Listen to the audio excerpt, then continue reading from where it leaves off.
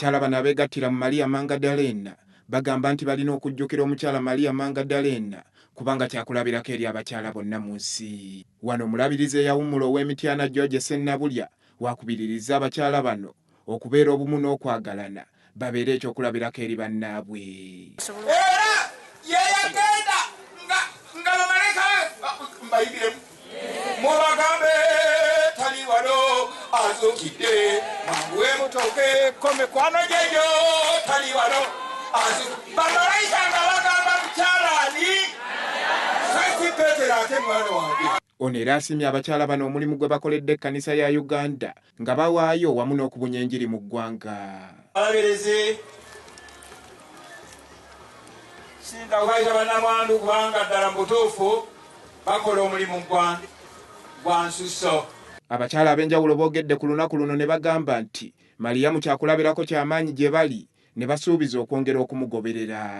Olwaleero mpulira essanyu okutuuka ku lunaku luno olwaleero olw'olunaku lwaffe abakristaayo abakyala naye nga mpulira essanyu olwaleero luno. Nebaza Katonda olw'obusaabadinkoni bwe Nateete abakazi omulimu gwe bakoze omunene nnyo era nebaza Katonda olw'ekyo ne bonna bonna abatuyambyeko beebalire ddala ate ne bajja mu bungi ate n'ensimbi ze batusabye tuwere ddala nnyingi era ffe abenateete ffe tusinze.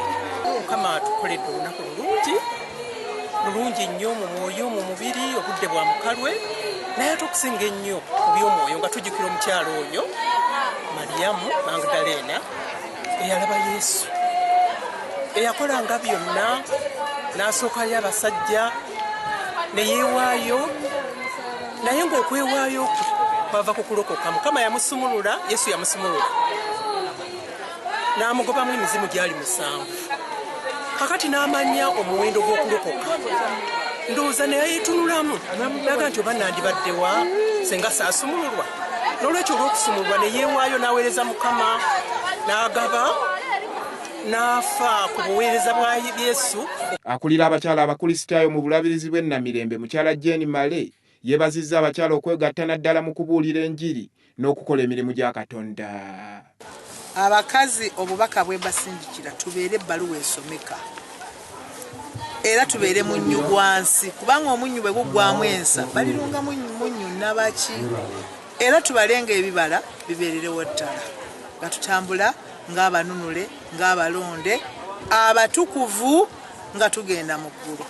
Kiseera bwe kiriba kituuse ekyokugenda Mukama yeebase.